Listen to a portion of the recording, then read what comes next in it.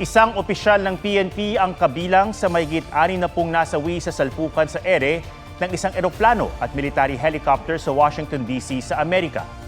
Kiss na dada. Kiss mami. Bye-bye, love you.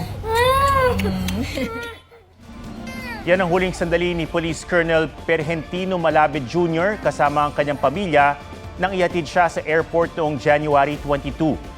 Nasa Amerika si Malabid na hepe ng Supply Management Division para inspeksyonin ang lampas 2,000 all-purpose vests na binili ng PNP mula sa India. Pauwi na sana siya sa linggo. Isa ang mga labi ni Malabid sa 30 pang nire-recover o 30 pa lang nire-recover. Naunang kinilala ng Washington Police ang kanyang mga labi base sa nakuhang passport sa katawan niya. Inaasikaso na ng PNP ang biyahe pa Amerika ng pamilya ni Malabid para opisyal na kilalanin ang kanyang labi at maiuwi ng Pilipinas. Huwag magpahuli sa mga balitang dapat niyong malaman. Mag-subscribe na sa GMA Integrated News sa YouTube.